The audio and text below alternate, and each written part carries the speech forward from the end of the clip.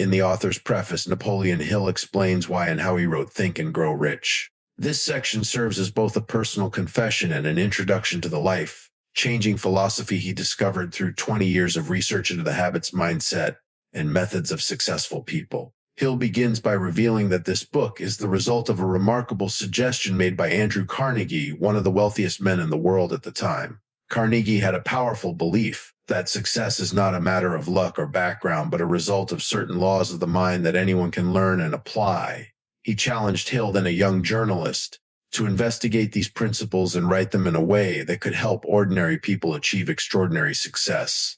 Carnegie believed that success could be scientifically analyzed, that there were universal principles behind every achievement, whether in business, invention, leadership, or personal development. Hill accepted this challenge, and over the next 2 decades, he interviewed and studied over 500 of the most successful people in America. Among them were names like Thomas Edison, Henry Ford, Theodore Roosevelt, Charles M. Schwab, and many others who shaped modern industry and thought. Hill's goal was to distill what he learned from all these powerful individuals into a simple philosophy that anyone could use, a formula for success. He discovered that these people all shared certain traits: a definite purpose, faith in their vision, persistence, and a burning desire to achieve their goals. They had trained their minds to think in a way that attracted success, opportunities, and wealth. In the preface, Hill insists that this book is not just about making money. The word rich, he says, applies to any form of abundance, financial, emotional, or spiritual. The same principles that bring wealth can bring happiness, peace of mind, love, and creative fulfillment. The word think in the title emphasizes that everything begins with a thought. What we think, we eventually become. Hill then addresses the reader directly, urging them to approach the book with an open mind and a strong desire to learn. He warns that the principles won't work for someone who dismisses them or reads casually. They are powerful but subtle. The secret of success is scattered throughout the book, not stated outright, because Hill wants readers to discover it for themselves. Only by searching for it actively will it truly sink into their subconscious and change how they think and act. He adds that many who have read early versions of his work, particularly his previous book, The Law of Success, have already applied these ideas and achieved remarkable transformations in their lives. He gives examples of ordinary men who rose to great prominence after mastering these principles, showing that the formula works for anyone willing to apply it consistently. Hill emphasizes that the book represents a new kind of education, not about school knowledge or technical skill, but about developing the mental attitude required for success. Traditional education teaches facts, but it doesn't teach people how to think in ways that generate wealth, opportunity, or personal power. This book aims to fill that gap. He also mentions that the secret has been tested by thousands of people, including men and women from every field of life. Some discovered it quickly, others took longer. But everyone who understood and used it achieved significant success in their own way. Finally, Hill expresses gratitude to Andrew Carnegie for planting the seed that grew into this philosophy.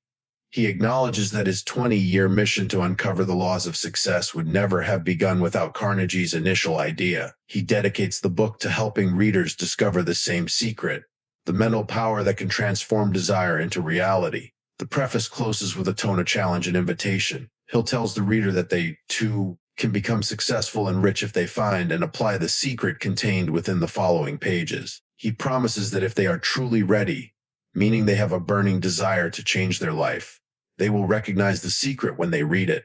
When that happens, they'll realize that success is not a matter of luck, but the result of a definite cause and effect process governed by thought, belief, and persistent action. Napoleon Hill continues his preface by turning directly to the reader as if he were speaking personally across time. He tells you that the power he's about to reveal has already lifted thousands of men and women from ordinary positions into great wealth, and that many who applied this same secret did so without having any special education, family background, or luck. They simply learned how to use the untapped resources of their own minds. Hill reminds you that the world does not reward people for what they know, but for what they do with what they know. He urges the reader not to approach the book as a collection of theories or entertainment, but as a manual of practice, something to be used. Each chapter contains principles that have produced results for real people in business, leadership, and life. The methods are timeless and work as effectively now as they did when Hill first observed them. He explains that there is a single thread running through the lives of all successful people, a definite purpose backed by a burning desire and a plan of continuous action.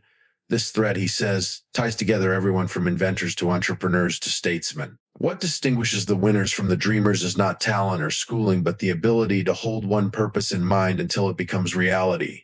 Hill cautions readers that this book will test them.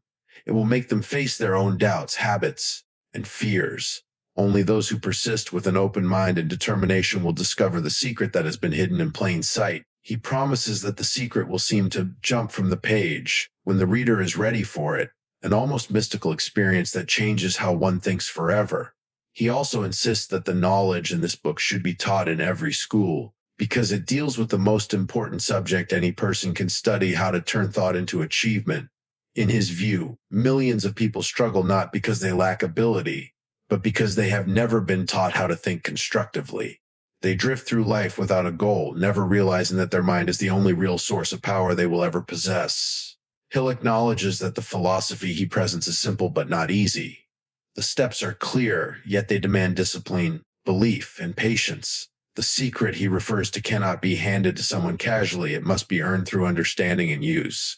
When you finally see it, he says, it will seem obvious, but until then it may remain hidden behind your own skepticism or doubt. He tells the story of several men who had already used this principle before the book was published. One of them was a businessman who discovered the secret and transformed a small company into a giant enterprise. Another was a man who began with no money, only an idea and determination, and eventually became one of the most powerful figures in his field. Their experiences, Hill explains, are proof that the principle works for anyone who sincerely applies it. He notes that this book distills the essence of the law of success. His earlier, more extensive work, Think and Grow Rich, is meant to be its simplified, concentrated form, stripped of complexity so that anyone, regardless of education or background, can grasp and use it. It's not just for businessmen or industrialists. The philosophy applies equally to artists, inventors, teachers, or anyone seeking progress. Hill pauses to clarify that the word "rick" is broader than money. True riches include peace of mind, harmonious relationships, spiritual strength, and the freedom that comes from self-mastery. Money is only one expression of abundance. The greater reward is the growth of personal power and understanding. He warns that there will always be skeptics who dismiss such ideas as impractical. But he points out that those very skeptics often work for people who once believed in themselves when no one else did. Every invention, every fortune, every new business, he reminds us, began as a single idea in someone's mind. The people who learn to guard, nurture, and act on their ideas are the ones who eventually lead the world. Hill urges the reader to think of this book not as a book but as a partnership. It is a collaboration between the author's discoveries and the reader's willingness to apply them. The ideas will come to life only when the reader supplies desire, imagination, and persistence. Without that, the words remain lifeless. He then shares a kind of gentle warning: if you skim through the pages looking only for quick tricks or secrets, you will find nothing. But if you study slowly, pausing to reflect, you will begin to notice a pattern, a method of thought that transforms wishes into concrete results. This is the mental chemistry behind every great success story. Hill reminds readers that the men he studied were not saints or superhumans. They were ordinary people who discovered extraordinary ways of using their minds. They had faith in their ideas, faith in themselves, and faith that the universe responds to determined thought. Their success came not from chance but from law, a mental law as precise as gravity. He concludes the preface by returning once more to the secret. He refuses to name it directly because he believes that self-discovery is the most powerful teacher.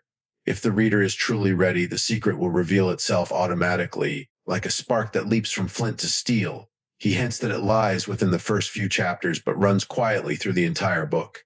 Once recognized, it can never be forgotten, and it will continue to operate at every area of life: business, relationships, and personal growth. Hill closes with a tone of deep encouragement. He says that within every person is a sleeping giant of potential, waiting to be awakened by belief and purpose. The lessons of this book are not theories, but the very laws that govern success in every human endeavor. Those who learn and apply them will not only accumulate wealth but also develop character, confidence, and peace of mind. The preface ends almost like a challenge. Napoleon Hill invites you, the reader, to test his philosophy in your own life. He tells you that if you approach these pages with an open mind and a definite desire, you will discover for yourself the power that has driven the world's greatest achievers.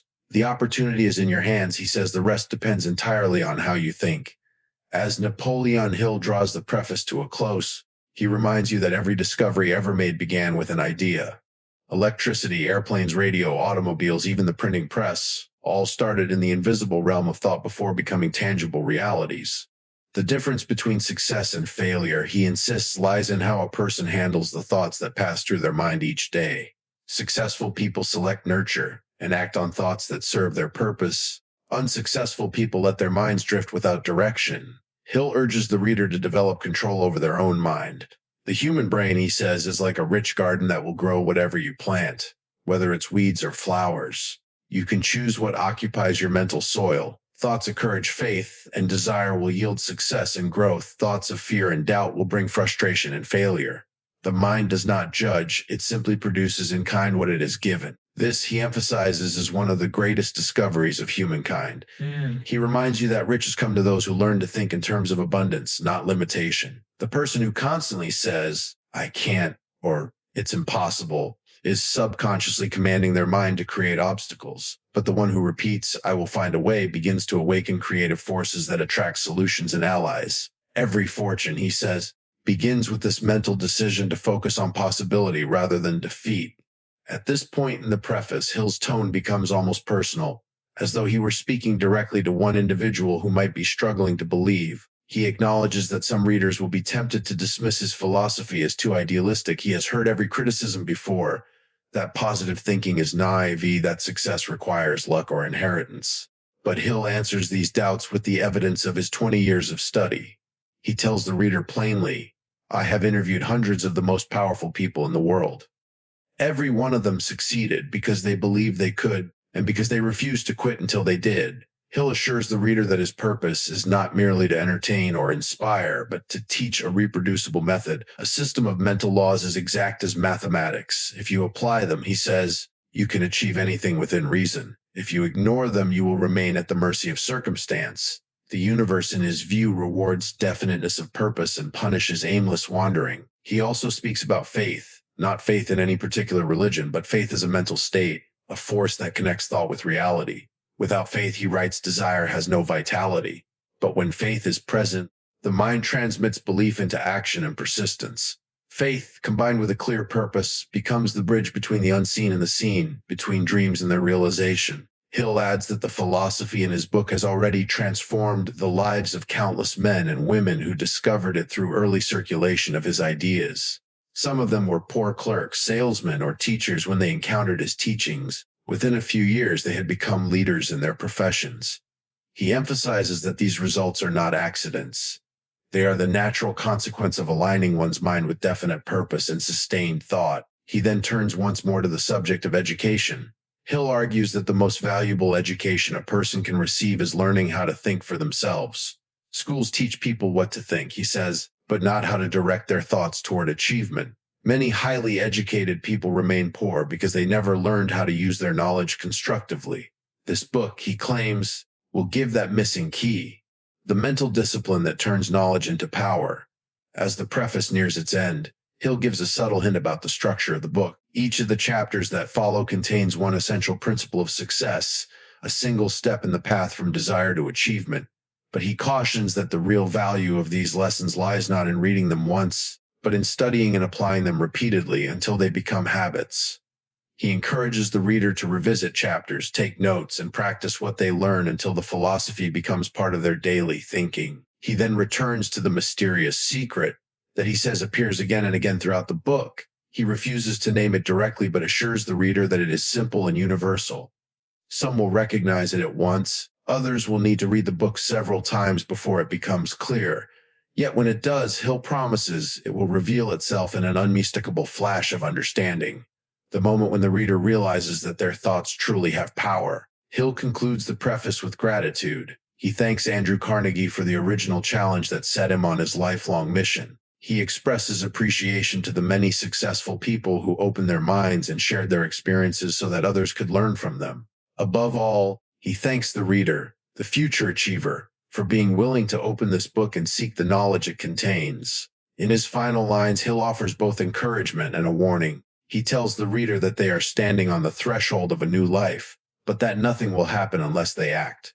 Desire alone is not enough. It must be combined with faith and persistence. The road to wealth or achievement begins with a single decision, the decision to think differently. Once that decision is made, every circumstance and every person encountered will begin to align with that thought. He ends by reminding you that within every defeat lies the seed of an equivalent success, and within every problem the germ of opportunity. Life will respond to your thoughts with absolute precision. If you master your mind, you will master your fate. With that, the preface closes, a brief but powerful invitation to begin a journey of self-discovery and mental mastery.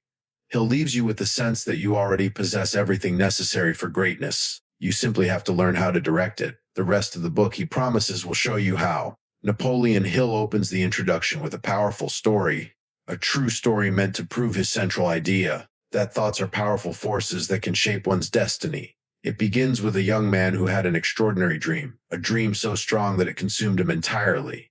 His name was Edwin C. Barnes, and his one burning desire was to become a business associate of Thomas A. Edison, the great inventor. Barnes did not want to work for Edison as an employee. He wanted to work with Edison as a partner, as an equal in business. That distinction, Hill explains, is critical because it shows how definite Barnes' goal was. It wasn't a vague wish to be successful someday. It was a specific, passionate, and unwavering definite major purpose.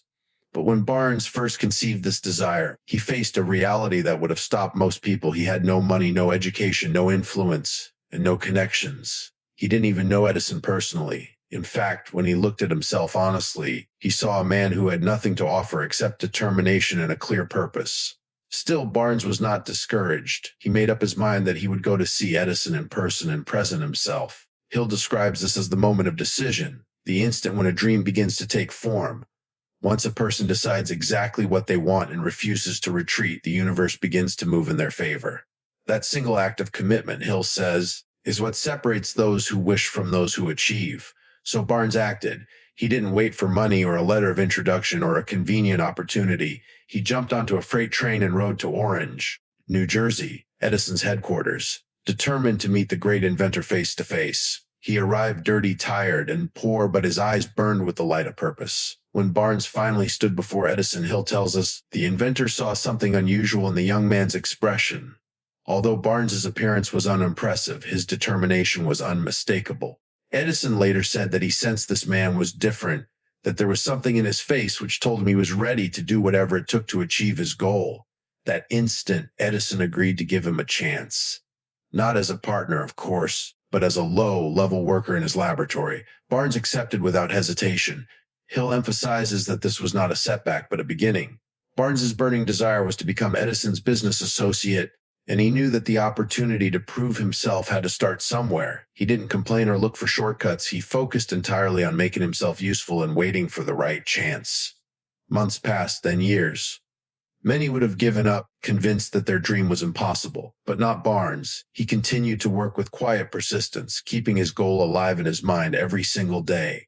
Hill calls this the power of definiteness of purpose, the mental clarity that refuses to accept defeat or distraction. And then one day opportunity came, disguised as work. Edison had just invented a new machine called the Edison dictating machine, what we now know as the dictaphone. It was a clever device, but the inventor's salesmen were not enthusiastic about it. They thought it was too strange and unlikely to sell. Barnes saw his chance. He approached Edison and told him confidently that he could sell the dictating machine. Edison, intrigued, gave him the chance. Barnes went into the field, and through sheer faith, enthusiasm, and determination, he succeeded where others had failed. He sold the machine so effectively that Edison rewarded him with a contract, not as an employee this time, but as a partner.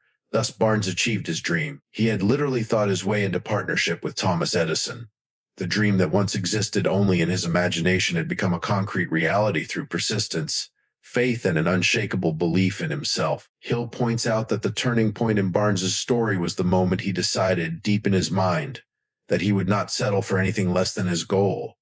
That thought dominated his life, shaped his actions, and magnetized opportunities toward him. His achievement was not luck. It was the result of a law as certain as gravity. Whatever the mind can conceive and believe, it can achieve. Hill tells the reader that this principle, the power of thought, is the foundation of every success story. The human mind is both the starting point and the limit of all achievement. Before any fortune, invention, or empire can exist in the world, it must first exist as an idea in someone's mind. Thought is the seed from which all results grow. He also notes that many people fail to recognize opportunities because they appear in the form of temporary defeat or hard work. Barnes could easily have quit when Edison gave him only a menial job, but he chose to interpret it as a step towards success rather than an obstacle. Hill calls this the difference between people who create their own circumstances and those who let circumstances control them. There is another lesson in this story. Success requires persistence. Most people give up after the first obstacle. They lose sight of their desire when results do not come quickly. Barnes, however, held his vision firm for years without any external encouragement. His desire was so strong that it refused to be extinguished by time or hardship. Hill explains that the moment a person truly commits, unseen forces begin to work in their favor. People, events, and circumstances align themselves to open doors that were invisible before. He urges readers to remember this. Barnes succeeded because he chose a single purpose and gave all his energy to it. He burned all bridges behind him, leaving himself no way to retreat. He didn't have a plan B. Hill argues that having an escape route often leads to failure because it gives the mind permission to quit. Success comes to those who decide that there is no alternative but to win. Hill then shifts his tone slightly to remind the reader that Barnes' story is not unique. Thousands of people have risen from humble beginnings to success through the same mental process. The world is full of people waiting for break, but breaks come only to those who create them through thought and action. Opportunity is never given freely. It is attracted by those who know exactly what they want and are willing to persist until they get it. Hill acknowledges that at the time Barnes made his decision, no one but himself believed he could achieve it. But that didn't matter. Faith, he says, is not dependent on the opinions of others. The only belief that counts is the one you hold in your own mind.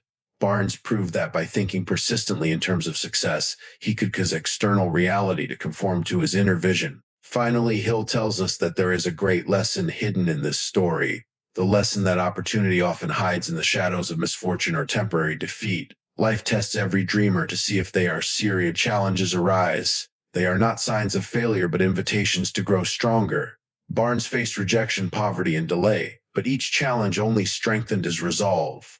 When he finally achieved his partnership with Edison, he did not boast about luck. He knew exactly why he had succeeded because he had thought his way there. Hill closes this portion of the story by saying that Barnes' experience proves one of life's eternal truths. Success begins with a burning desire, a single, unwavering thought that dominates the mind until it transforms into its physical counterpart. Napoleon Hill continues the introduction by pointing out that Edwin C. Barnes' story is not just a tale of ambition. It is living proof of the central secret of success that runs throughout the book. Hill explains that this secret appears many times within the following pages, but it is never directly named. He leaves it for each reader to discover personally because only through discovery can it become powerful. He insists that when a person is ready for the secret, truly ready in heart and mind, it will reveal itself in unmistakable fashion. It will seem as if a light has suddenly switched on inside the mind, illuminating possibilities that were always there but unseen. Until that moment, the secret remains invisible, even though it is everywhere around us. Hill warns that this revelation is not given easily. Life tests all of us, often through setbacks and discouragement. These tests are necessary, he says, because they separate those who only wish for success from those who truly desire it with all their heart. Every person is given opportunities disguised as challenges. Those who learn to recognize and persist through them eventually uncover the principle that turns dreams into reality. To show that this law is universal, Hill introduces another example. The story of a man who discovered the same secret in a completely different field. This man was a poor country doctor who decided that he would become a great surgeon. Despite lacking money and connections, he focused his mind on that single purpose until opportunities began to appear. Each time he took advantage of them, even the smallest ones, they led him closer to his goal. In time, he achieved the distinction he had imagined years earlier. The details of his profession are not as important as the principle behind it. Success begins with thought, guided by purpose and reinforced by faith. Hill then turns to a universal observation. Every achievement, every invention, and every fortune begins with an idea. The power that transforms these ideas into tangible results is the human mind.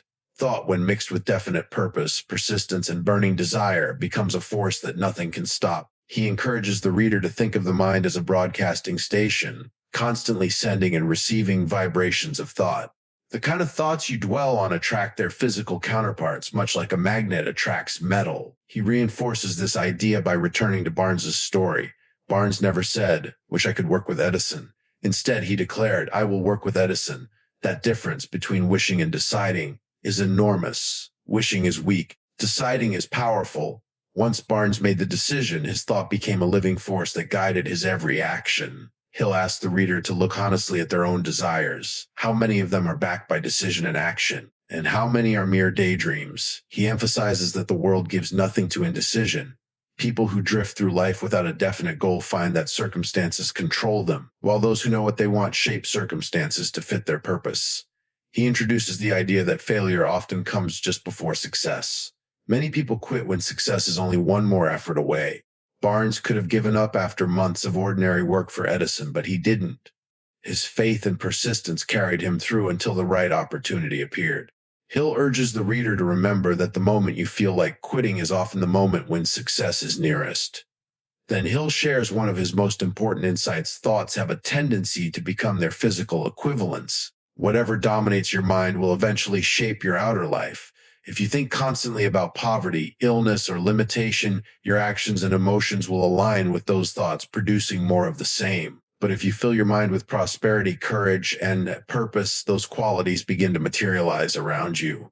This law operates with absolute precision whether you believe in it or not. He notes that Barnes never doubted, even when there was no visible evidence that his dream would come true. His only wealth was his faith and his determination. Hill says this faith acted like a magnet, drawing opportunity toward him. People often say they are waiting for a break, but the truth, Hill insists, is that breaks come to those who have already prepared themselves mentally to recognize and use them. He gives another example from Edison's life. Edison himself was not born a genius, but a man of relentless curiosity and persistence. He failed thousands of times before perfecting the light bulb. The same principle that guided Edison, belief in an idea, combined with unshakable persistence, also guided Barnes. One was an inventor, the other a salesman, but both operated under the same law of thought. Hill then shifts his message directly to the reader, telling them that the purpose of this book is to help them find their own definite goal and learn how to use thought as a creative force. He says the pages ahead will not merely describe theories, but will teach practical steps that have been proven by thousands of successful people. If you study these ideas seriously, he promises, you will discover the same secret that lifted men like Barnes and Edison to greatness. He also reminds readers that the principles in this book are not limited to business or money.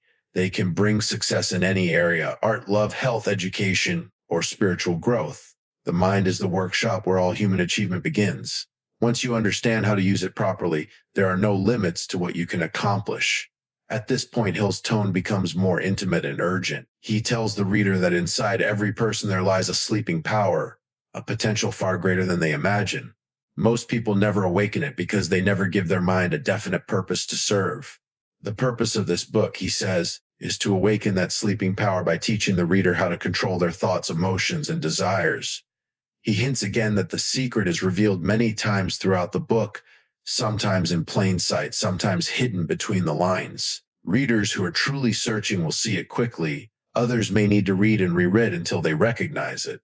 But once they do, they will realize they hold in their hands a power greater than money, the power to shape reality through thought. Hill reminds us once more of Barnes's first encounter with Edison. He arrived poor and uneducated, yet his mind was rich with belief. That belief made him act, and action brought him opportunity. Edison, recognizing that fire, gave him a chance. Their meeting was no accident. It was the natural result of a man who had aligned his thoughts so completely with his purpose that circumstances had no choice but to obey. Hill closes the introduction by issuing a challenge to the reader. He says that somewhere within the pages that follow lies a single idea capable of transforming your life completely. If you are ready to recognize it, he doesn't tell you what the idea is, but he promises that when you discover it, you will know beyond doubt that it is the same principle that made Barnes a partner of Edison and that has created every great fortune in history. He urges you not to treat this book as a casual read. Study it with attention and faith. Read it slowly, think about it, and act upon it. The philosophy it contains has already made thousands of men and women rich, not just in money, but in spirit, confidence, and purpose.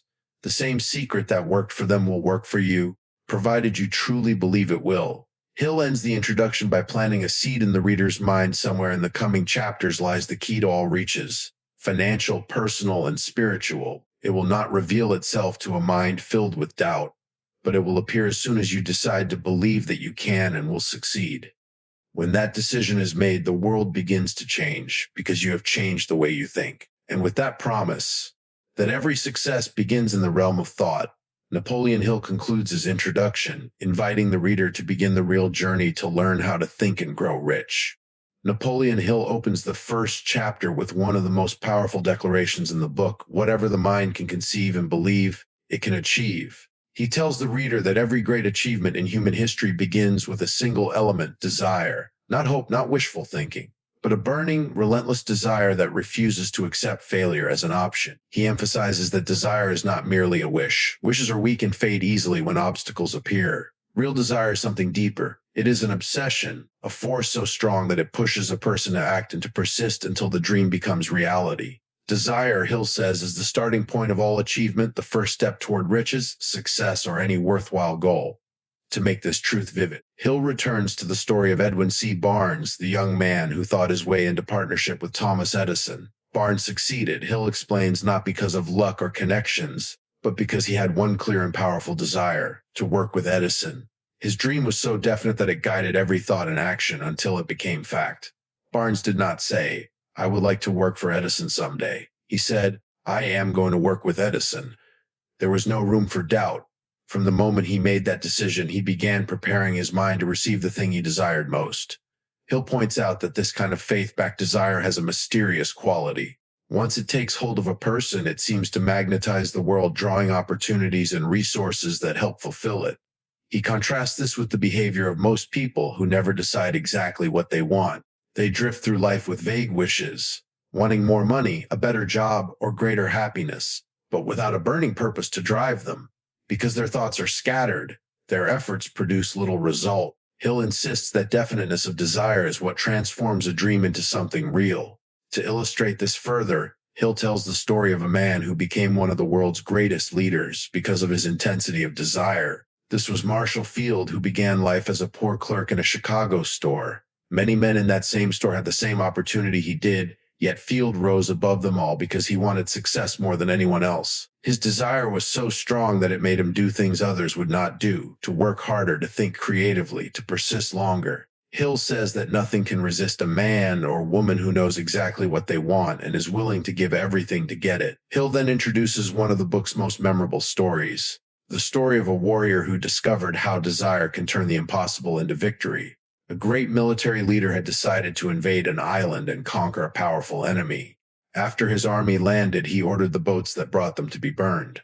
As the soldiers watched their only route of retreat go up in flames, the general told them, "You see the boats burning behind us. That means we cannot leave these shores alive unless we win. We have no choice. We must conquer or die." They fought with a ferocity they had never known before, and they won. Hill explains that this story perfectly demonstrates the power of definiteness of purpose and desire.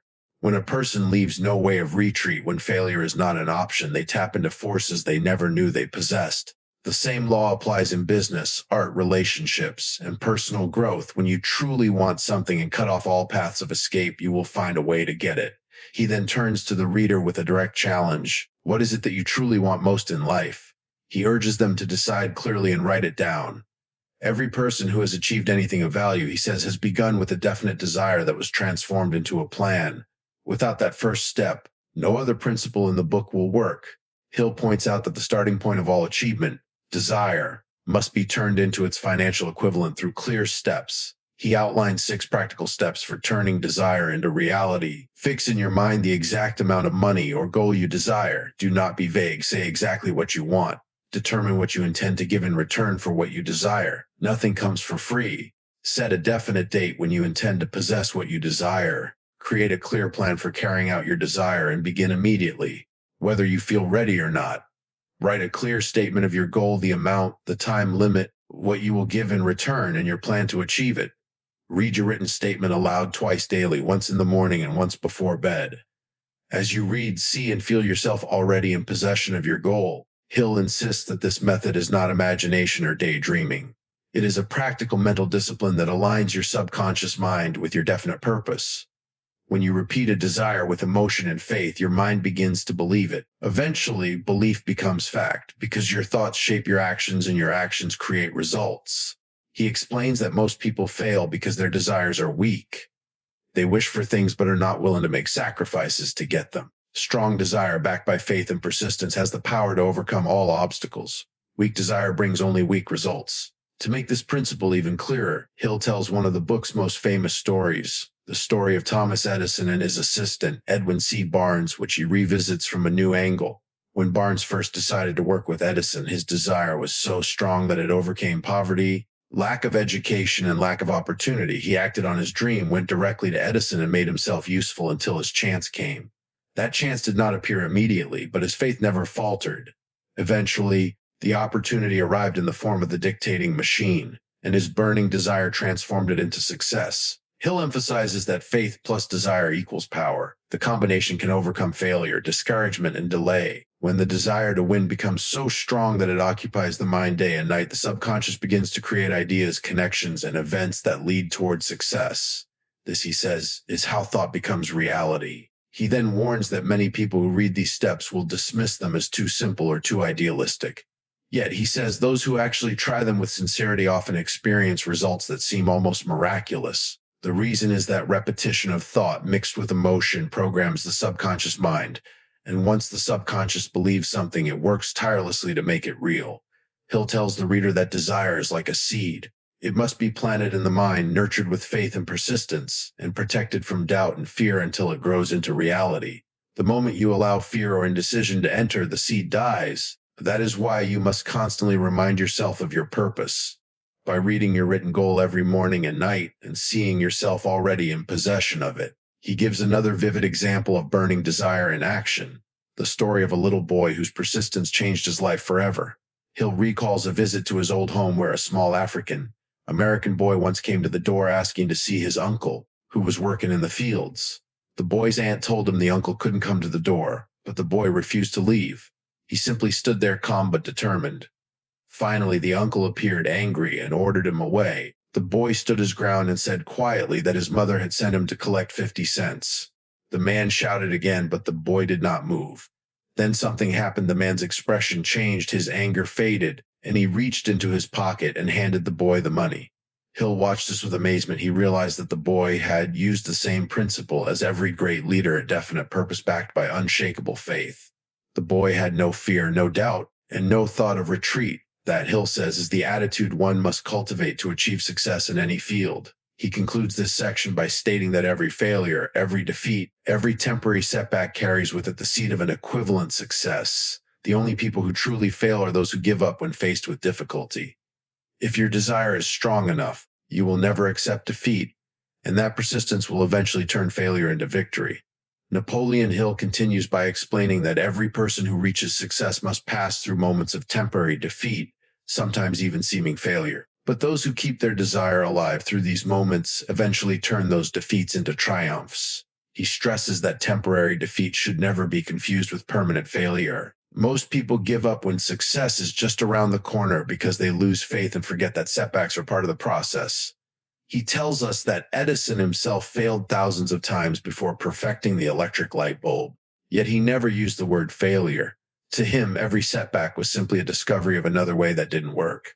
Hill says that the same persistence that Edison showed must be applied to all our desires. The only way to fail permanently is to quit before success appears. To make his point more vivid, Hill tells another story about R.U. Darby, a man who learned one of life's most valuable lessons about persistence, a lesson that eventually made him wealthy. Darby and his uncle had gone to Colorado to dig for gold during the gold rush. After weeks of work, they discovered a vein of shining ore. They covered their find, went home, and raised money to buy machinery to extract the gold.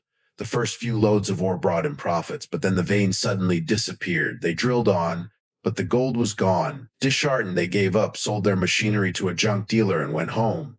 The junk dealer, however, decided to consult a mining engineer before giving up. The engineer examined the mine and discovered that the vein had shifted, and that it could be found just 3 feet from where Darby and his uncle had stopped digging. The junk dealer went back, drilled 3 more feet, and struck one of the richest gold veins in Colorado history. Hill explains that Darby learned a priceless lesson from that failure. Later, when he became a successful life insurance salesman, he applied the principle of persistence to every sale. He told Hill that he had made thousands of sales simply because he refused to take no for an answer. He had learned that success often hides just beyond the point where most people quit. Hill pauses to make sure the reader understands the turning point in success is often invisible. You cannot see how close you are to victory when you're ready to quit. And that is why persistence, born from burning desire, is essential. He then reminds us of the story of the little boy demanding 50 cents. Both the boy and Darby succeeded because they possessed something most people lack, a mind that refuses to accept refusal. When your desire for something is strong enough, it shuts out fear and doubt. That's when you become unstoppable. Hill tells us that the starting point of all achievement is a clear desire, but desire alone is not enough. You must give it form, direction, and persistence through the 6 steps he outlined earlier. To help readers understand how powerful these steps can be, he gives a real-life example of how one man used them to transform his dream into a fortune. This man was Thomas A. Edison's partner, none other than Edwin C. Barnes. Hill goes back to Barnes' story in greater detail. Barnes did not have money, education, or influence. He had only a burning desire to become Edison's partner. When he arrived at Edison's laboratory, he wasn't offered a partnership, just a small job. But Barnes made up his mind that he was not there merely to earn a living. He was there to create an opportunity. For 5 years, he worked quietly, keeping his dream alive in his heart, waiting for the right moment. Then came the dictating machine, the invention no one wanted to sell. Barnes saw his chance. His desire immediately turned into action. He proposed to Edison that he could sell the machine across the country. Edison, trusting his enthusiasm, agreed. Barnes went out and proved himself right. His sales were so remarkable that Edison made him a partner. Barnes' story, Hill says, demonstrates that success requires 2 things: a definite purpose and a burning desire to achieve it. Without those, nothing great can be accomplished. He then turns to another inspiring story, that of Henry Ford, the great automobile pioneer. Ford's success, Hill writes, was the result of a single, unwavering purpose to produce a motor car so cheap that every working man could afford it.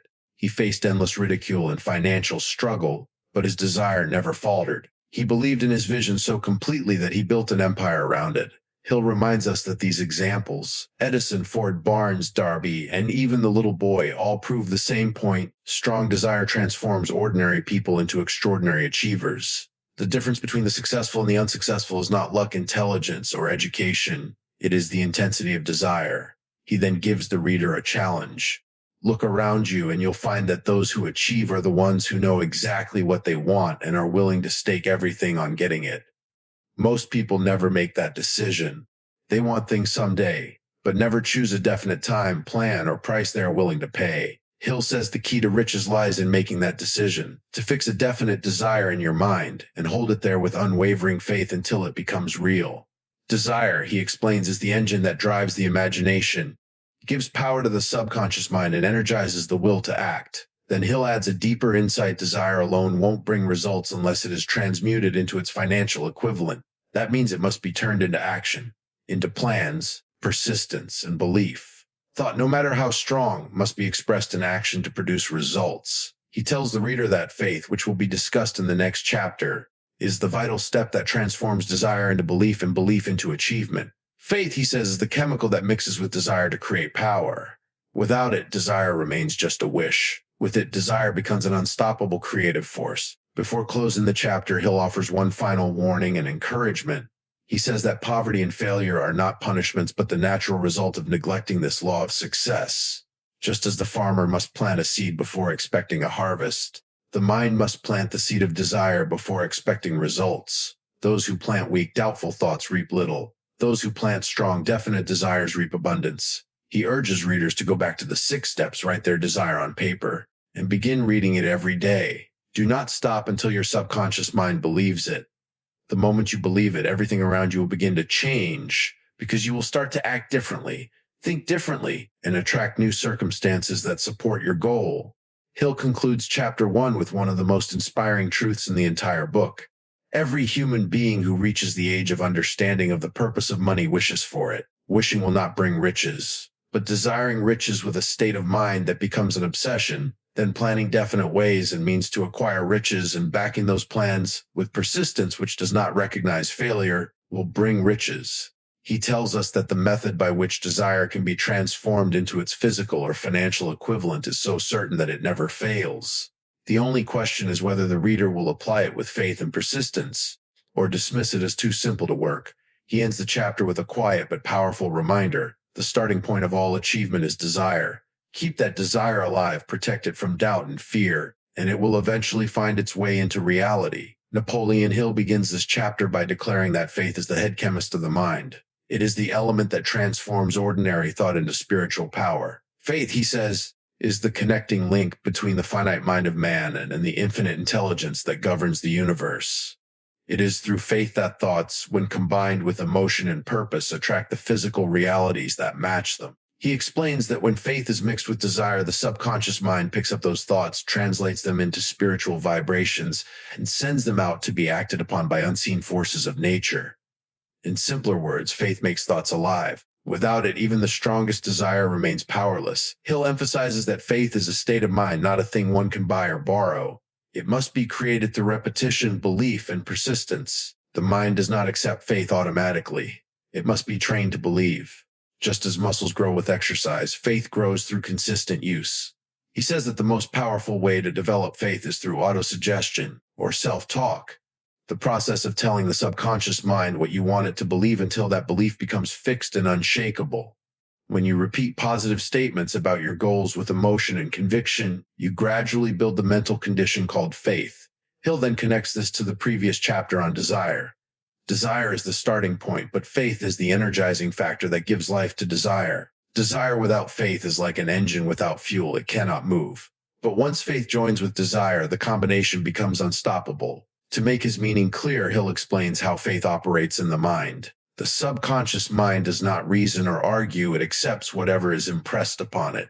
If you constantly fill it with thoughts of fear, failure, and doubt, those thoughts will express themselves outwardly in actions that produce failure. But if you fill it with thoughts of success, confidence, and prosperity, those too will take shape in your world.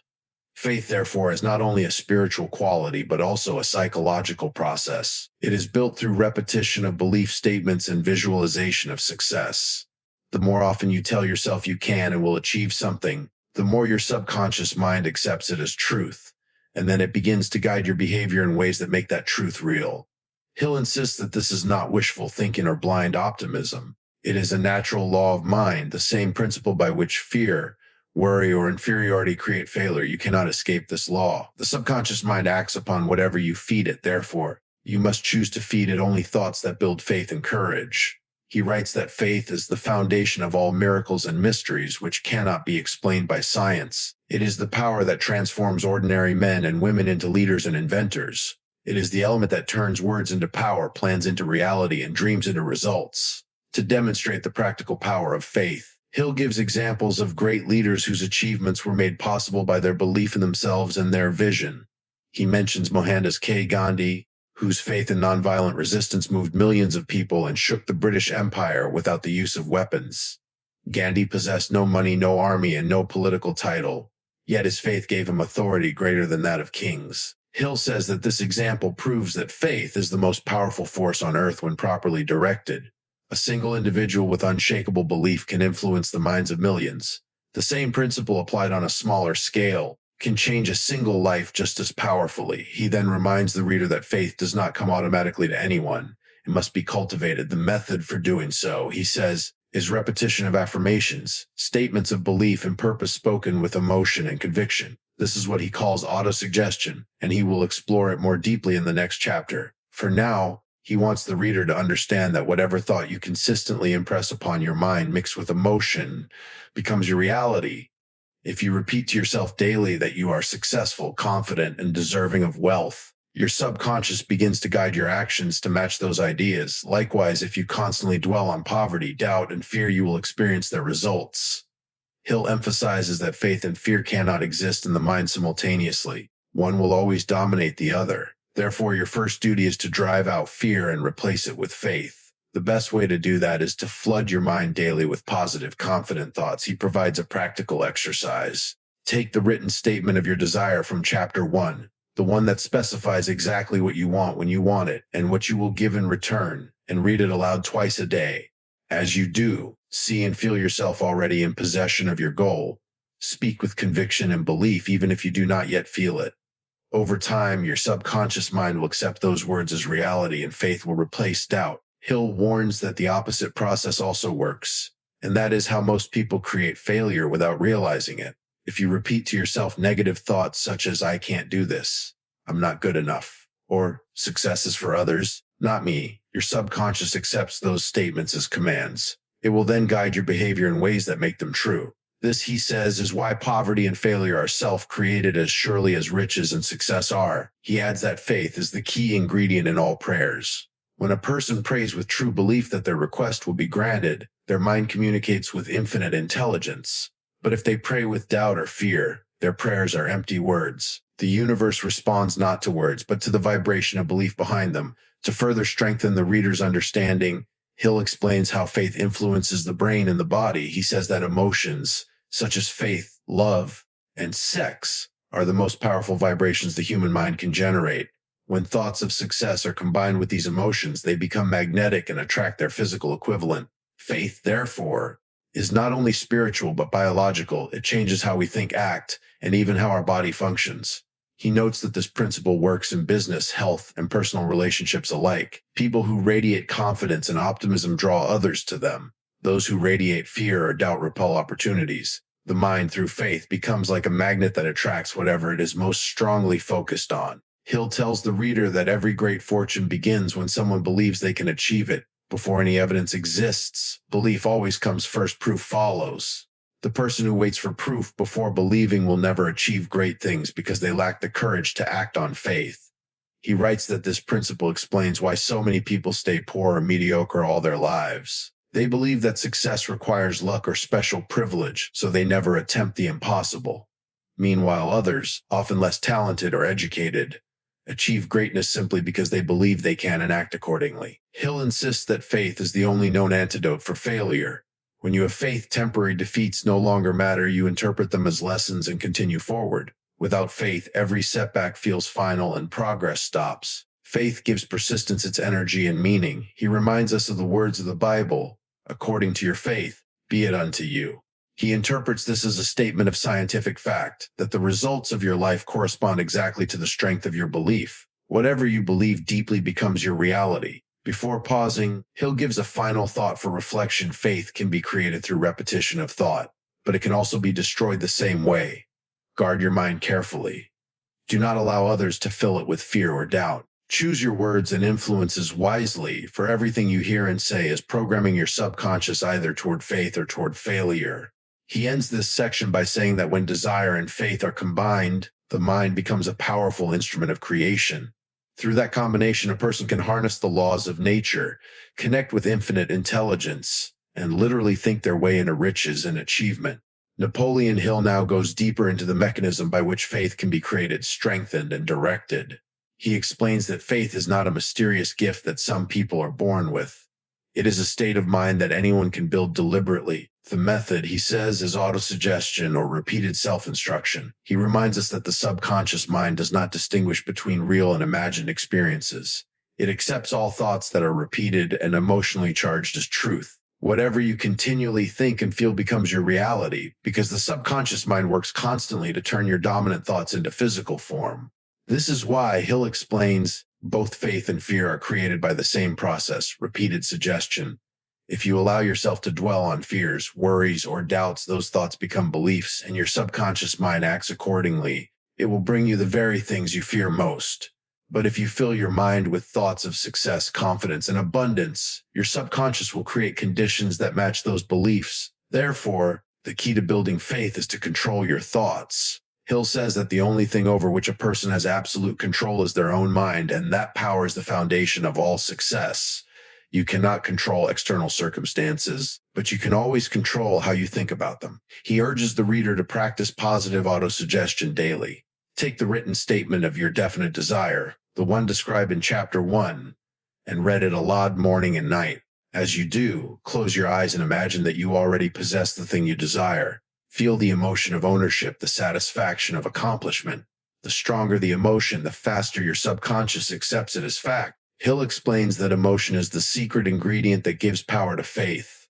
Thought without emotion has little influence on the subconscious mind, but thought mixed with intense feeling, such as faith, love, or enthusiasm, becomes magnetic and powerful. That is why simple repetition of words is not enough. You must feel what you say. He writes that the human mind is like fertile soil. Whatever seeds you plant in it, whether of faith or fear, success or failure, will grow. You cannot plant one type of seed and expect another to sprout. If you want a harvest of success, you must plant thoughts of success every day, water them with faith, and protect them from weeds of doubt. To illustrate how this principle works, Hill refers again to the many failures that people face in life. Most give up because they allow discouragement to take root in their minds. They listen to the opinions of others who say something can't be done, and let those opinions destroy their faith. Hill says that opinions are the cheapest commodities on earth.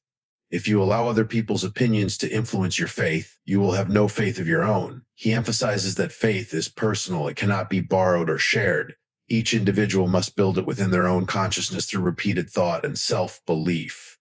Just as muscles grow through exercise, faith grows through practice. Hill then explains how faith connects to the principle of infinite intelligence, which he describes as the universal source of ideas, inspiration, and energy.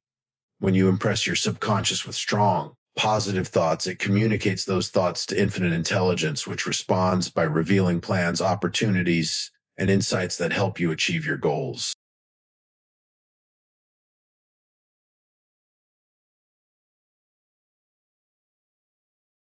This, Hill says, is not magic but the law of attraction in action. Every thought is a vibration, and when that vibration is strong enough, it draws to itself vibrations of a similar nature. The person who holds thoughts of wealth and success, mixed with faith, attracts people, circumstances, and ideas that align with those thoughts. The person who holds thoughts of failure attracts failure in exactly the same way. To help the reader apply this principle, Hill suggests creating daily affirmations, short, powerful statements that affirm belief in one's goals. For example, I know that I have the ability to achieve the object of my definite purpose in life. Therefore, I demand of myself persistent, continuous action toward its attainment, and I here and now promise to render such action. He tells the reader to repeat this affirmation every day until it becomes part of their character. When spoken with belief, such words train the subconscious mind to expect success and to reject thoughts of defeat automatically. Hill warns that this process takes time. Faith is not built overnight. It grows gradually through consistent practice. Just as constant dripping wears away stone, constant repetition of belief wears away doubt. You may begin with no faith at all, but through persistence, faith will come. He also explains that the greatest weakness of most people is their lack of self-confidence. They look to others for approval and guidance instead of trusting their own judgment. Faith in oneself, he says, is the foundation of all other forms of faith. You cannot believe in your goal or in infinite intelligence until you first believe in your own ability to act. Hill includes a remarkable list called the Self-Confidence Formula, which outlines 5 key principles for developing unshakable belief. I know that I have the ability to achieve the object of my definite purpose in life. Therefore, I demand of myself persistent, continuous action toward its attainment. I realize that the dominating thoughts of my mind will eventually reproduce themselves in outward action and gradually transform themselves into physical reality. I know that through the principle of autosuggestion, any desire I persistently hold in my mind will eventually seek expression through some practical means of attainment. I have clearly written down a description of my definite purpose in life, and I will never stop trying until I have developed sufficient self-confidence to achieve it. I fully realize that no wealth or position can long endure unless it is built upon truth and justice. I will engage in no transaction that does not benefit all whom it affects. Hill instructs readers to memorize these principles and repeat them aloud daily. By doing so, they will gradually replace fear with faith, uncertainty with confidence, and hesitation with action. He reminds us again that belief is the starting point of all achievement. Every great accomplishment, from the invention of electricity to the building of empires, began in the mind of someone who believed it could be done. The difference between genius and mediocrity lies not in talent, but in belief. Hill then explains that negative emotions, fear, envy, hatred, jealousy, and greed, destroy faith. These emotions are like poisons that paralyze the mind and block the connection to infinite intelligence. Therefore, one must learn to keep the mind positive at all times. The moment a negative thought appears, it should be replaced with a positive one. He suggests that the 7 positive emotions, desire, faith, love, sex, enthusiasm, romance, and hope, are the most powerful forces for creating success. When combined with thought, they generate high vibrations that attract success. The 7 negative emotions, fear, jealousy, hatred, revenge, greed, superstition, and anger, destroy faith and attract failure. The mind cannot hold both sets of emotions at once. You must choose which to cultivate. Hill advises readers to consciously cultivate positive emotions each day. Listen to inspiring music, read uplifting books, spend time with optimistic people, and above all, practice gratitude. Gratitude, he says, multiplies faith by shifting focus from what is missing to what is already good. He concludes this section by saying that faith is the eternal elixir that gives life, power, and action to thought.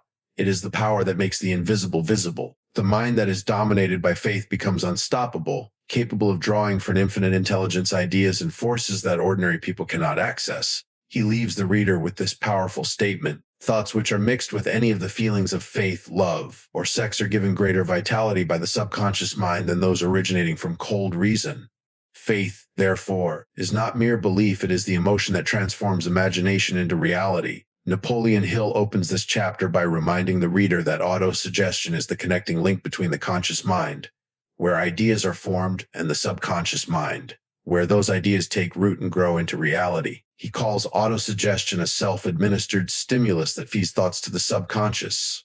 Every thought that is repeated with emotion and belief eventually penetrates the subconscious and influences behavior, habits, and results. Hill emphasizes that you are constantly using autosuggestion whether you realize it or not.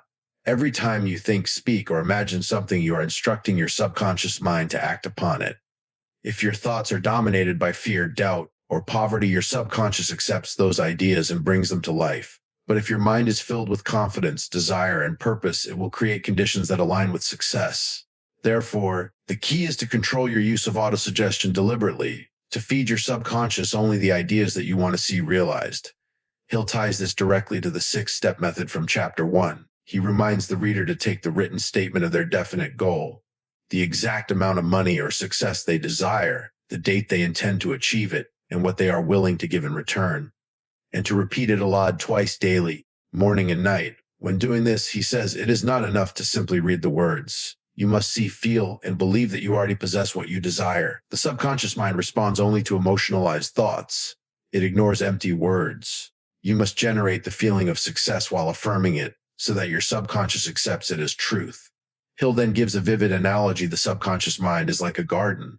You are the gardener and your thoughts are the seeds. Every thought you plant will grow, whether it's a flower or a weed. If you neglect the garden and let negative thoughts take root, they will overrun it. But if you tend it carefully, planting seeds of faith, desire, and purpose, it will yield a rich harvest of success. He insists that this principle is not imagination or superstition, it is psychological fact. Modern science, he says, confirms that the subconscious mind influences all voluntary and involuntary actions of the body, as well as emotional and creative responses. By controlling what you impress upon it, you control your destiny.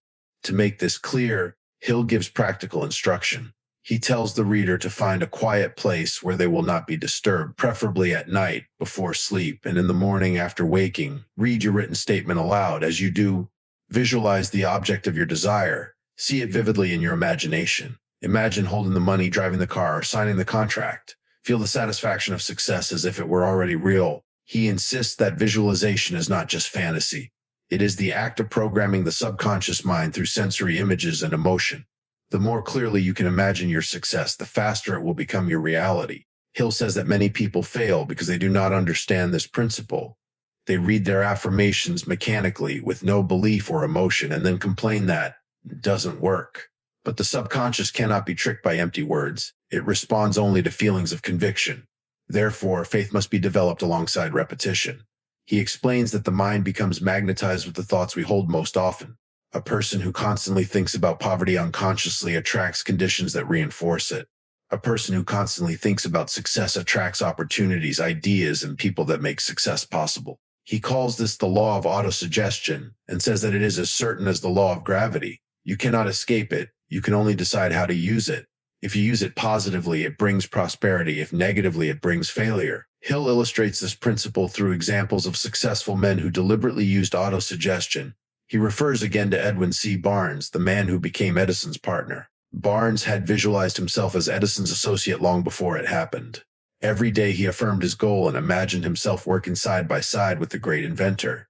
His constant repetition of that idea imprinted it on his subconscious, which then guided his actions until the dream became reality.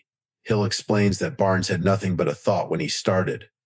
But that thought held persistently and mixed with desire was enough. The subconscious mind accepted it as a command and inspired him to take the necessary steps. That is how all success begins, first in thought, then in faith, and finally in action. He also tells the reader that the subconscious mind is always awake. Even when you are asleep, it continues to process thoughts, ideas, and impressions. That is why it is most powerful to practice autosuggestion just before falling asleep and immediately after waking up, when the conscious mind is relaxed and the subconscious is most receptive. Hill warns the reader not to let their imagination reject these ideas as unrealistic. He reminds them that the greatest inventions, fortunes, and empires in history began as thoughts. The Wright brothers dreamed of flight long before an airplane existed. Henry Ford visualized affordable cars when experts said it was impossible. All achievement starts with the imagination, guided by faith and sustained through autosuggestion.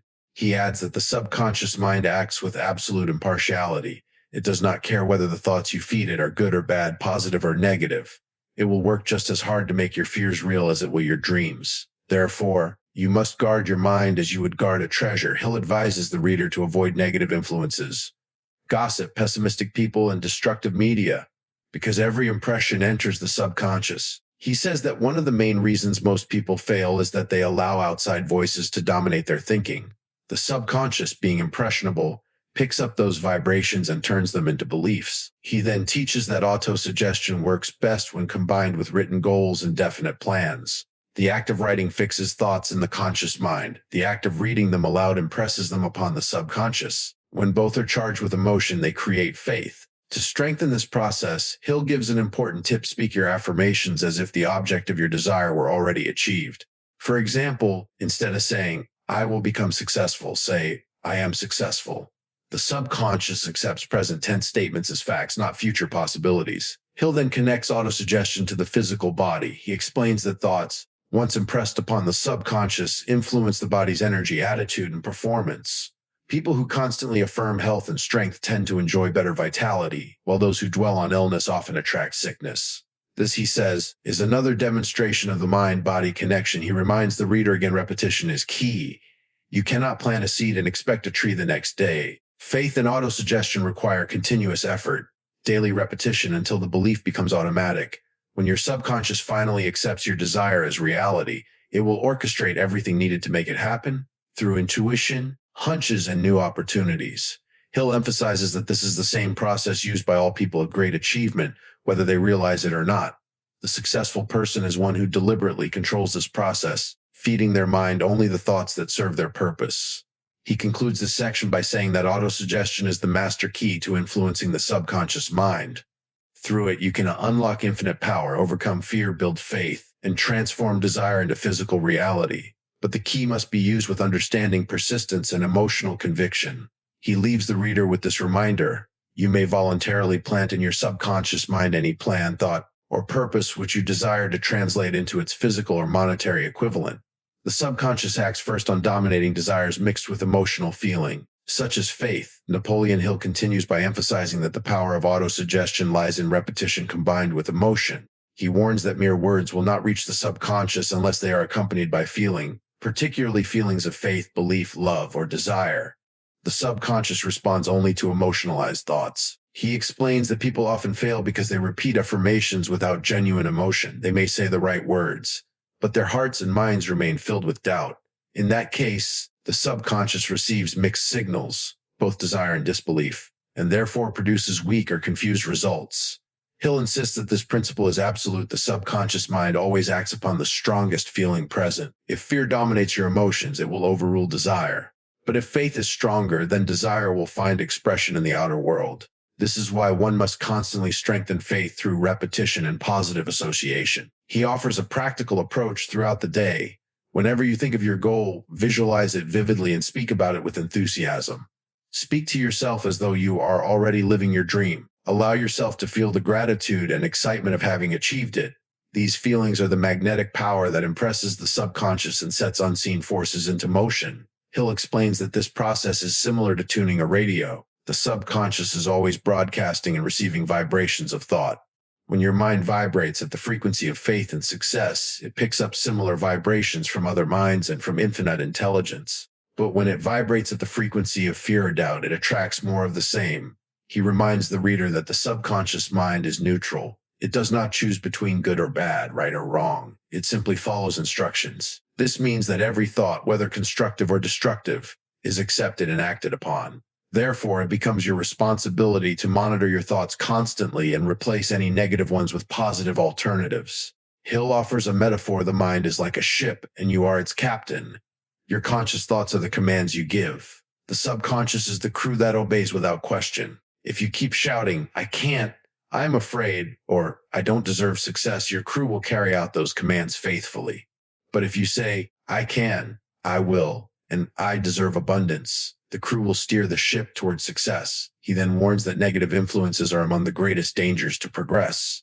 The human mind is highly impressionable, especially in childhood. Most people's subconscious beliefs about money, success, and self-worth were formed early in life through repetition of what they heard from parents, teachers, and peers. If those influences were negative, the adult must now consciously replace them with new beliefs through autosuggestion. Hill gives an example: a person who grew up hearing that money is evil or rich people are dishonest may unconsciously sabotage their own success. Even though they desire wealth, their subconscious mind rejects it because it conflicts with a deep-seated belief. Autosuggestion is the only way to reprogram that belief, by repeated, positive affirmation until the subconscious accepts the new truth. He suggests an exercise for reprogramming the subconscious. Write down a statement describing exactly what you want. Read it aloud twice daily with feeling and conviction. As you read, visualize yourself already possessing it. Refuse to think or speak of failure. Continue this practice until your subconscious accepts it as truth. Hill says that in time you will begin to notice new ideas, impulses, and opportunities appearing in your life. This is your subconscious at work, translating thought into reality.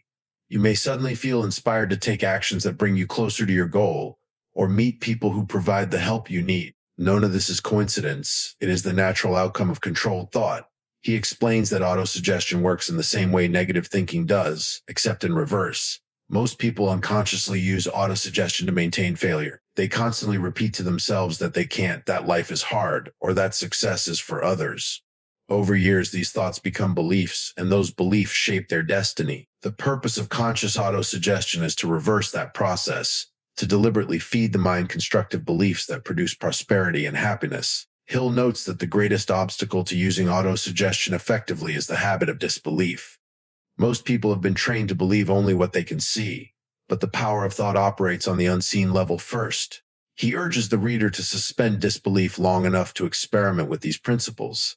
If practiced faithfully, results will come and belief will follow experience. He quotes an old truth: "Whatever the mind of man can conceive and believe, it can achieve." Conception happens in the conscious mind, belief happens in the subconscious, achievement happens in reality. Autosuggestion is the bridge that connects the first two.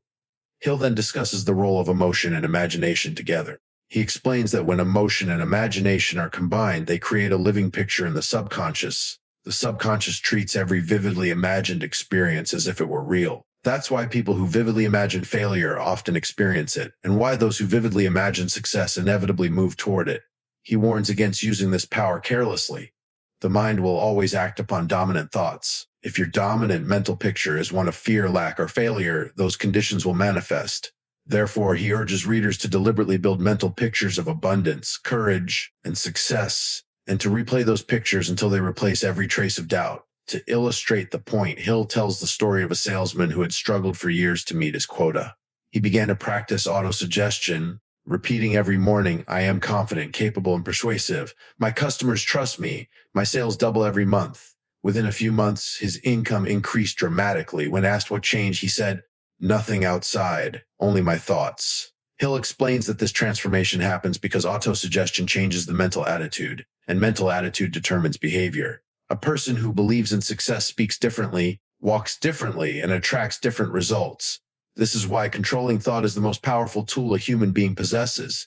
He also highlights the importance of consistency. The subconscious mind cannot be convinced by occasional effort. It responds to continuous, persistent repetition. Hill compares it to training a wild animal. It resists at first, but if you keep feeding it the same command every day, it eventually obeys. He reminds readers again that the subconscious mind never sleeps. Every thought that passes through the mind during waking hours continues to influence it even during sleep. Therefore, it is vital to end each day with positive, faith-filled thoughts. The last 5 minutes before sleep are the most critical for programming the subconscious. Hill suggests forming the bedtime habit of repeating your main affirmation slowly, with deep feeling until you drift into sleep. This allows your subconscious to work all night on the fulfillment of your desire. He concludes this part of the chapter by explaining that autosuggestion is the only voluntary method by which you can influence your subconscious mind. Other influences, such as environment, chance, or emotion, act automatically. But through conscious autosuggestion, you take control of that process. By learning to speak to your subconscious mind with faith and emotion, you can erase old limiting beliefs, build unshakable confidence, and magnetize your life with purpose. Hill closes this section with a statement that sums up the essence of his teaching. You are the master of your fate, the captain of your soul, because you have the power to influence your own subconscious mind.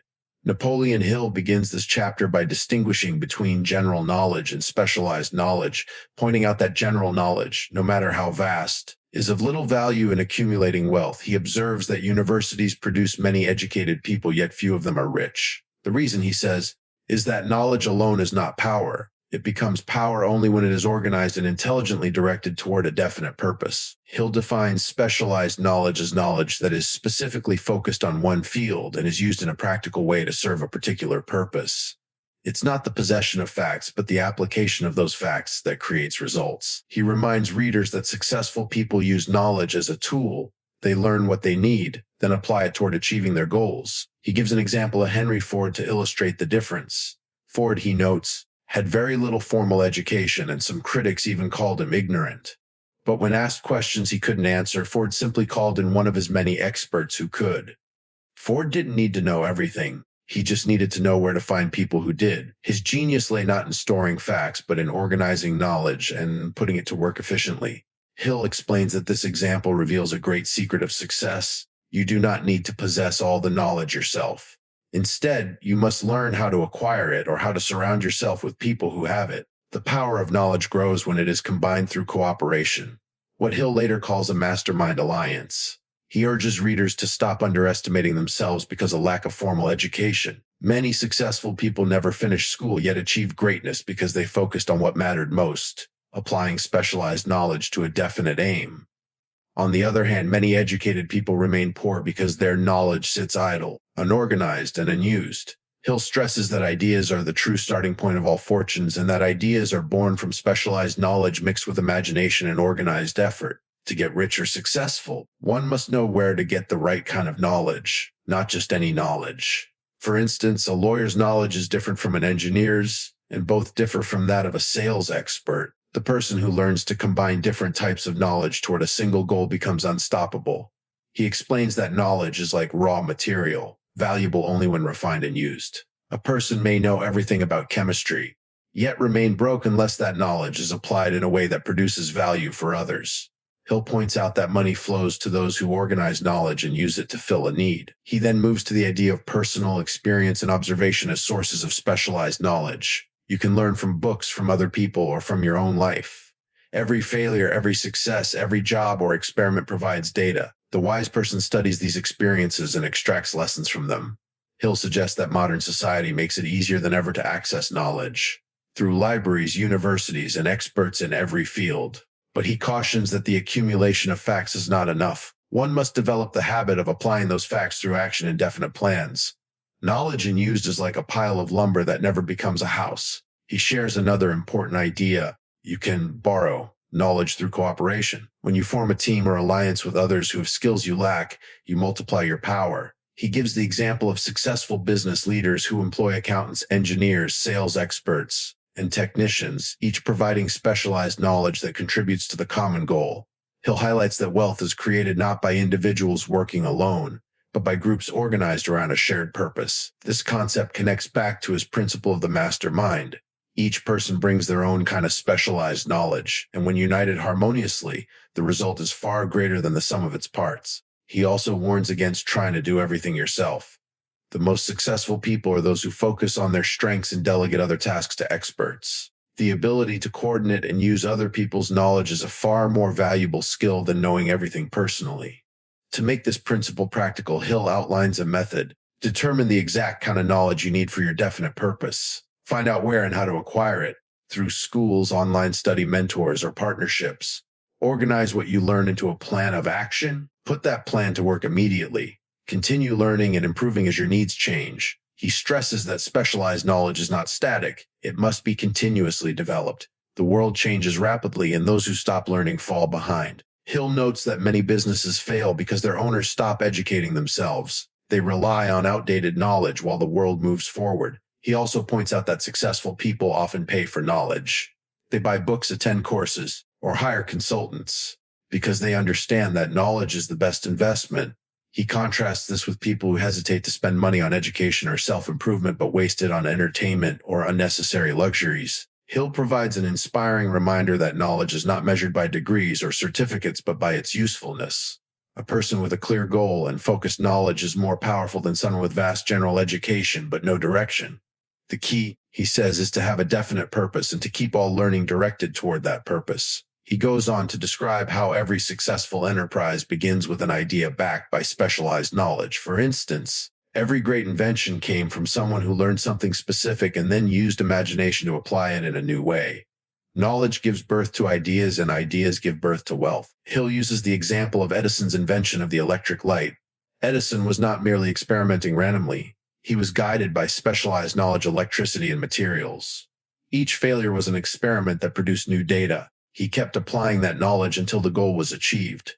He concludes this part of the chapter by reminding readers that success does not require genius, only the intelligent and persistent use of specialized knowledge. Anyone can develop expertise in a chosen field. The secret is to focus, organize, and act. Napoleon Hill continues his discussion of specialized knowledge by explaining that knowledge by itself has no power until it is organized into definite plans and directed toward a specific purpose. He compares knowledge to electricity, raw power that must be harnessed, guided, and applied through a conductor to produce light or movement.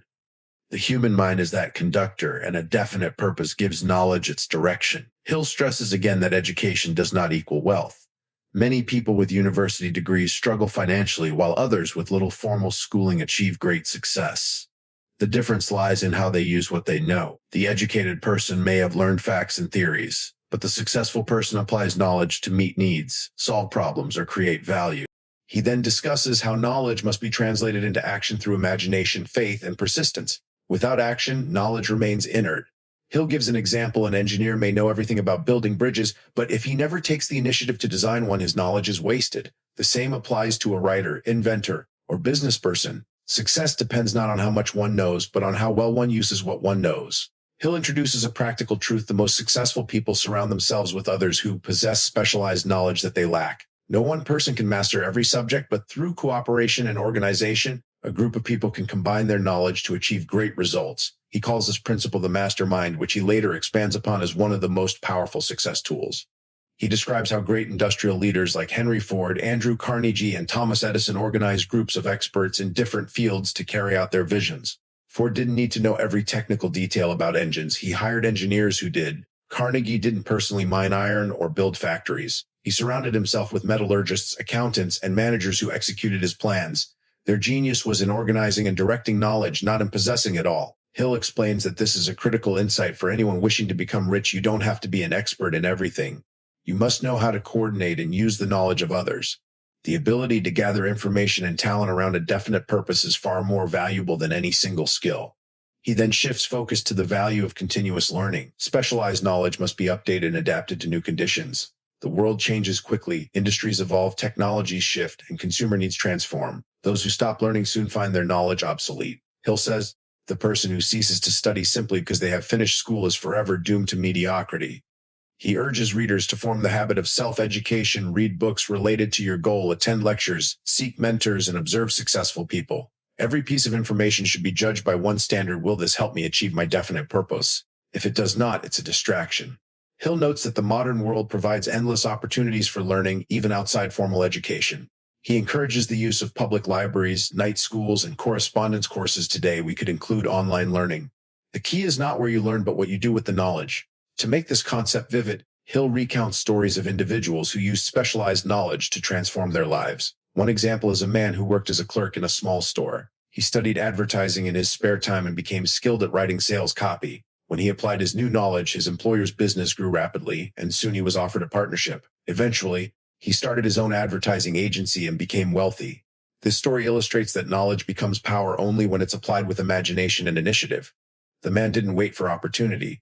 He created it by increasing his value through specialized knowledge.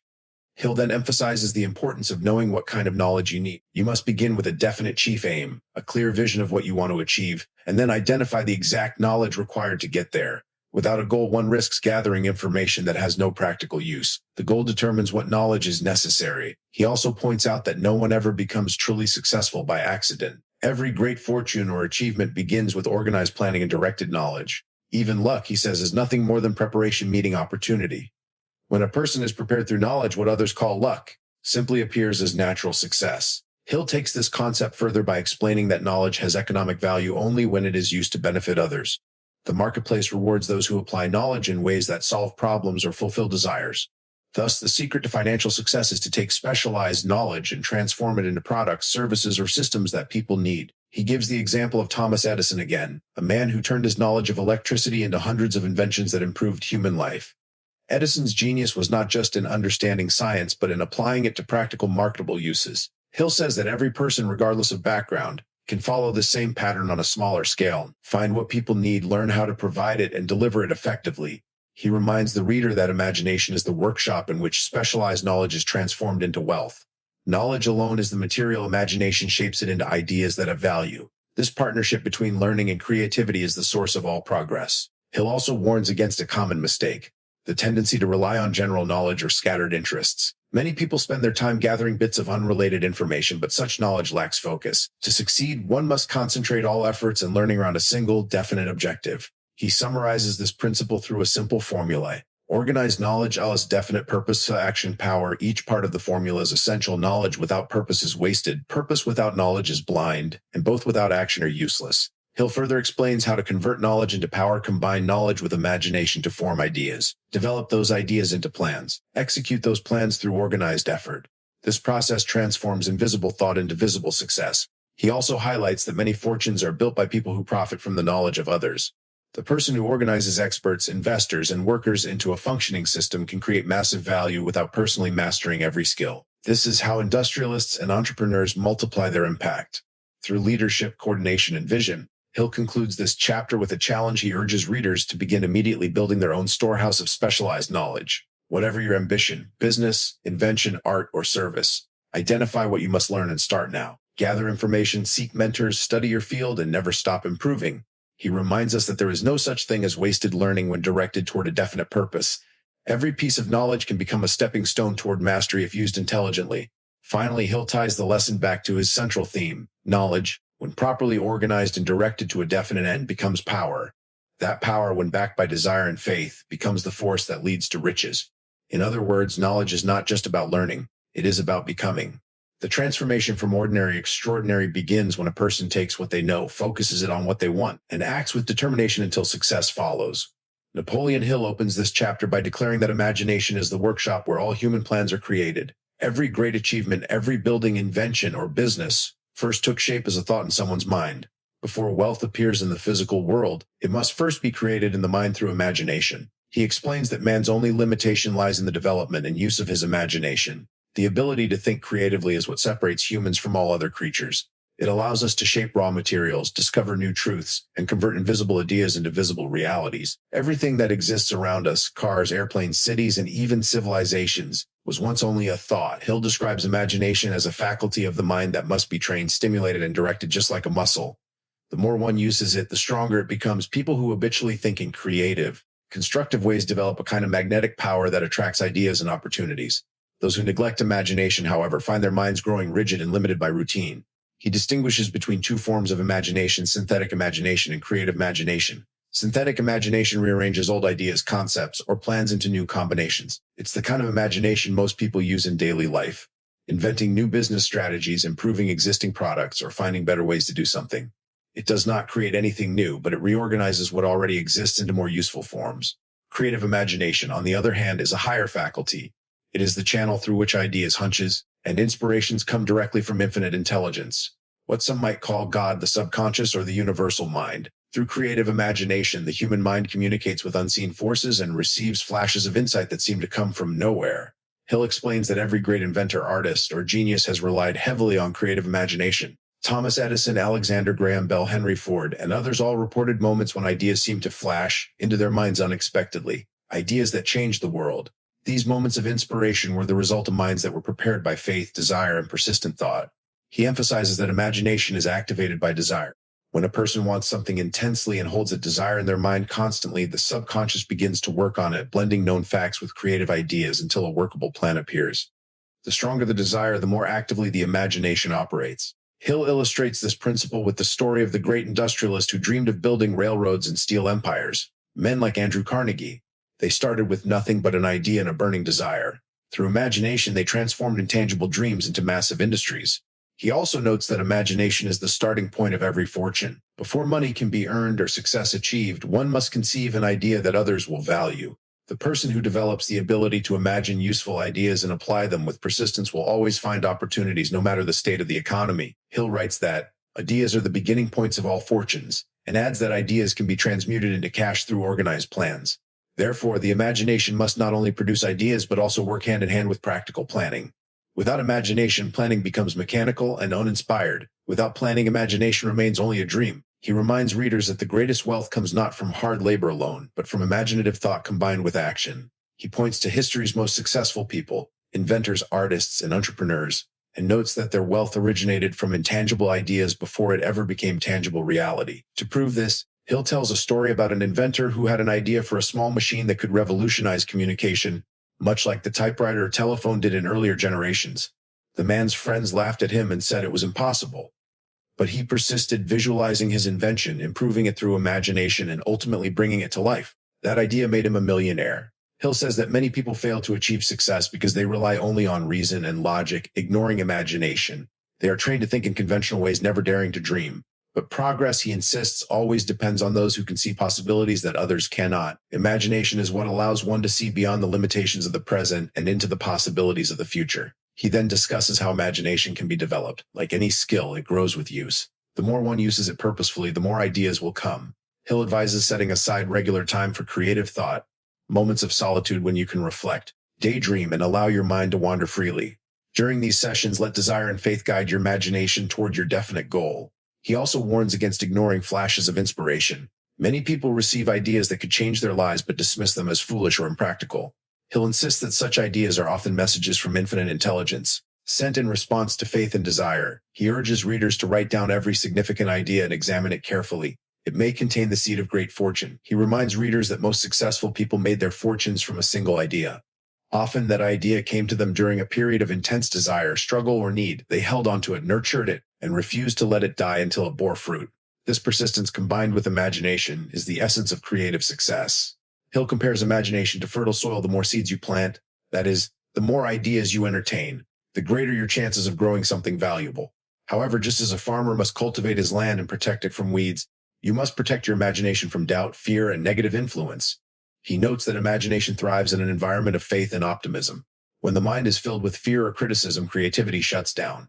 But when it is filled with confidence, enthusiasm, and purpose, new ideas flow freely. This is why successful people often cultivate positive attitudes and avoid negative company. They know that their mental state directly affects their creative power. Hill also mentions that money is attracted to ideas, not just effort. People who can produce valuable ideas, whether through inventions, business plans, or artistic creations, will always have opportunities to acquire wealth. The key is to believe that ideas have value and act upon them boldly. He concludes this first part of the chapter by connecting imagination to earlier principles in the book. Desire gives birth to ideas, faith keeps them alive, autosuggestion feeds them into the subconscious, and imagination shapes them into definite plans. Each principle works together like parts of a machine, with imagination serving as the workshop where everything is assembled. Hill ends with a challenge to the reader: learn to use your imagination deliberately and fearlessly. Don't wait for inspiration to strike by accident. Demand ideas from your mind, command it to produce new possibilities, and have faith that it will. The power that created every invention, every business, and every civilization still resides in you. Napoleon Hill begins this section by reminding readers that imagination is the link between desire and achievement. It is the bridge that connects invisible thought with physical reality. Every fortune ever created, every building ever raised, every business ever founded began with a single imaginative idea. The moment you conceive an idea, you hold in your mind the seed of everything you need to bring it into existence. He explains that ideas are intangible, but they are powerful forces when combined with purpose, faith, and persistence. The imagination takes desires and shapes them into ideas, which can then be developed into concrete plans. This is why Hill calls imagination the workshop of the mind. It is where dreams are molded into reality. He insists that the greatest achievements in history were not the result of luck or chance, but of imaginative thinking. He uses Thomas Edison as an example. Edison imagined a world lit by electricity when most people thought it was impossible. His imagination gave birth to thousands of inventions. The Wright brothers imagined flying through the sky long before anyone else believed it could be done. Henry Ford imagined putting ordinary people behind the wheel of affordable automobiles, changing the world forever. Each of these men, Hill says, started with a burning desire and then used imagination to translate that desire into practical form. Their imaginations were not passive daydreams, but deliberate and focused mental effort. Hill then turns to the reader and emphasizes that you too possess this creative power. The imagination is not reserved for geniuses or inventors. It is a natural faculty of every human being. The only difference between those who achieve and those who do not is how they use it. Most people let their imagination drift aimlessly. Successful people direct it toward a definite purpose. He gives a compelling example of how imagination can lead to wealth. A man once had an idea to create a new kind of home recording system that could preserve sound more clearly than anything on the market. He had no technical training, but he believed deeply in his idea. He shared it with a few skilled engineers who helped design the product, then partnered with investors who financed it. Within a few years, his company became one of the biggest names in the audio industry. The man himself became a multimillionaire. Hill uses this story to show that you don't have to be the one who executes every detail of an idea. If you can imagine something valuable and communicate it effectively, you can attract the people and resources needed to make it real. This is the same principle he taught earlier in the chapter on specialized knowledge, that success comes not from knowing everything, but from knowing how to organize and apply knowledge. He goes on to explain how imagination and planning must work together. Ideas, by themselves, are worthless unless they are transformed into definite plans and actions. Hill says, ideas are the beginning points of all fortunes, but ideas are of no value unless they are followed by action. He encourages readers to write down every idea that comes to mind, no matter how small or improbable, and then examine them carefully. Some will be useless, but others may contain great potential. Often, one small idea refined and applied can change the course of an entire life. Hill also emphasizes that great fortunes often come from simple ideas. He tells the story of a woman who had a recipe for simple salad dressing. She began bottling it in her kitchen and selling it locally. Her product became so popular that she built a nationwide business and sold it for millions of dollars. What began as a small domestic idea turned into a fortune because she had the imagination to see its potential and the courage to act on it. From stories like this, Hill draws a powerful lesson. Success begins with imagination, but it requires belief and action to complete the process. Many people imagine ideas that could make them rich, but they never take the next step. They doubt themselves, fear failure, or wait for perfect conditions. The successful person, however, acts boldly, trusting that faith and persistence will transform the idea into success. Hill ties this back to his central principle: everything begins with a thought. When a thought is mixed with desire and faith, it becomes a force that influences reality. The imagination gives that thought form and direction. Over time, the subconscious mind accepts it as truth, attracting the people, resources, and circumstances necessary for its fulfillment. He reminds readers that imagination must be stimulated and exercised. The best way to do this is by focusing your thoughts on a definite purpose, surrounding yourself with positive influences, and maintaining faith in your vision. Doubt, fear, and negativity paralyze imagination. Faith and enthusiasm energize it. Hill notes that the creative imagination works most effectively when the conscious mind is relaxed. During moments of calm solitude, or even while falling asleep.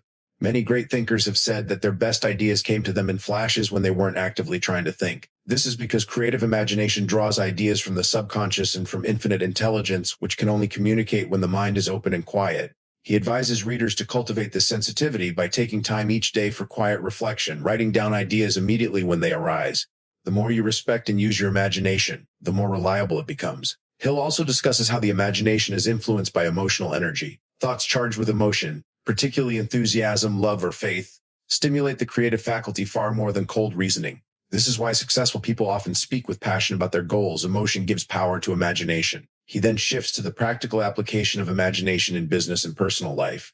He says that every career and industry needs imagination, not just art or invention. The merchant who imagines a better way to serve customers, the teacher who imagines a new method of inspiring students, the worker who imagines improving efficiency, all are using imagination in valuable ways. Hill insists that money always flows toward imagination that is used constructively. Whenever someone uses imagination to make life easier, safer, or more enjoyable for others, wealth and recognition naturally follow. Society rewards imagination that serves human needs. He adds that imagination must be kept under control and directed. Uncontrolled imagination may lead to fantasy or impractical dreams. The key is to discipline imagination with definite plans, faith, and persistence. Every great idea must eventually pass through the tests of logic, organization, and real-world application. Hill concludes this chapter with one of the most inspiring messages in the book. Anything that man can imagine, he can create. He explains that this is not merely poetic, it is a practical truth. The human mind has access to infinite intelligence and creative power. When a person uses that power with purpose and determination, there are no real limits to what can be achieved.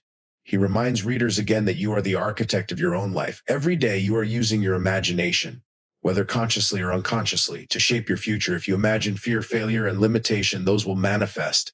But if you imagine success, abundance, and happiness, those too will appear. The secret, Hill concludes, is to control your imagination deliberately, to visualize clearly what you want, and to mix those mental pictures with faith and desire.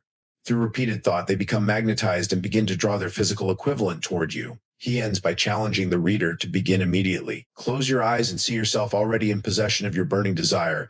Hold that image until it becomes clear and real. Then plan, act, and persist until the dream becomes fact. That, Hill says, is the true power of imagination, the workshop where all riches are born.